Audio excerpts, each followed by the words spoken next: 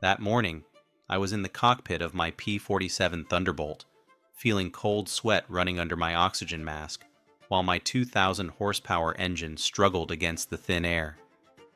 We were rookies with exactly 0 combat days, facing the most experienced aces in the world. The airplane felt like an awkward monster, a dinosaur, as the designer himself had admitted, and the RAF Brits mocked us, saying that the best evasive maneuver in a P-47 was to unbuckle your belt and run inside the spacious cockpit. They said we flew like trucks and turned like freight trains. And in the first month, the numbers seemed to prove them right. We lost 14 Thunderbolts for only 3 confirmed kills. The tension was a physical weight, worse than gravity during maneuvers. I saw my friends disappear in fireballs because they tried to make tight turns with the Germans, forgetting that the Thunderbolt was not built to dance but to crush. The fear wasn't of dying, but of being useless, of proving that the Americans had sent milkmen to a knife fight.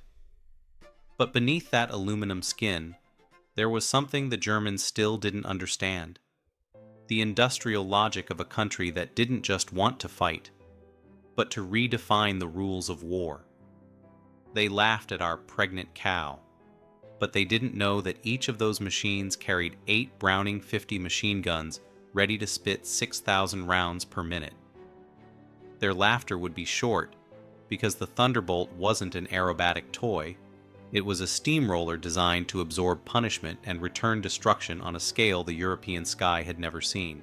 The change began when we stopped trying to fight like Europeans and started fighting like Americans. Colonel Hub Zemka taught us the secret. Don't turn with them, don't climb with them at low altitude. Use your weight, use your power, and use your guns. We discovered that in a dive, nothing in the world could catch us. The P-47 could reach 550 mph, a speed that made the controls stiffen and fear disappear under pure adrenaline. We stopped being the milk bottles and became the hammer from the skies. I remember seeing a Messerschmitt 110 positioning to attack our bombers. We dove from 28,000 feet like an avalanche. When I opened fire, it wasn't just shots, it was a wall of lead. The German aircraft didn't just fall, it disintegrated, turned into metal confetti in less than 2 seconds. What truly broke their spirit was our resilience. The case of Lieutenant Robert S. Johnson became legendary. His plane was struck by 21 20mm cannon shells. Hydraulic fluid blinded his cockpit, and fire began licking the instrument panel.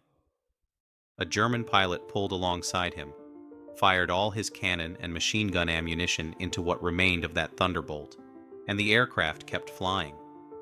The German shook his head in disbelief, saluted what he thought was a ghost, and left. Johnson came home with more than 200 bullet holes.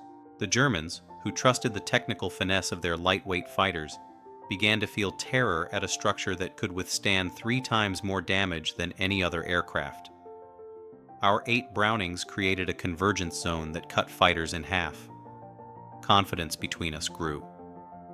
We knew that if a wingman was on our tail, the enemy would face 100 half-inch rounds per second.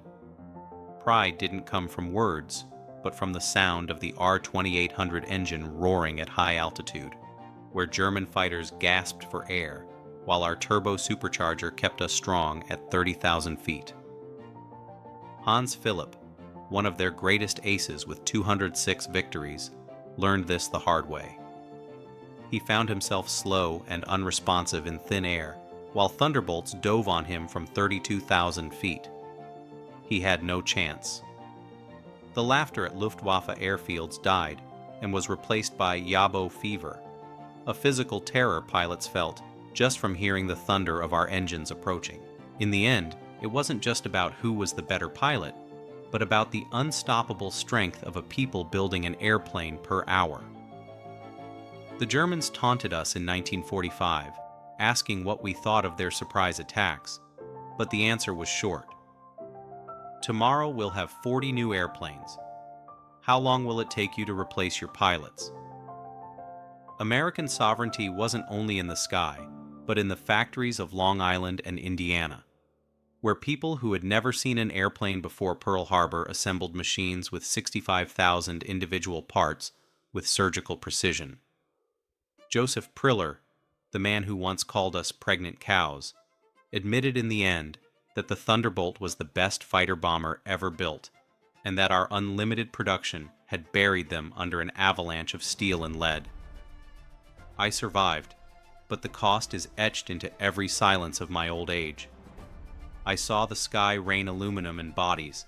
I saw friends vanish in seconds under flak fire while we destroyed locomotives and tank columns to liberate Europe. The P-47 was indestructible to me, but not to everyone. We lost 28,000 American pilots in that titanic struggle against the Luftwaffe.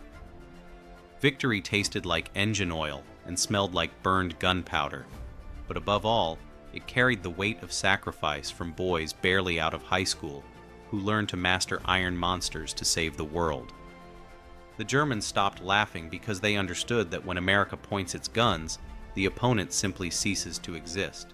Today, when I look at photos from that time, I feel not only pride in the machine, but in the men and women who made it possible.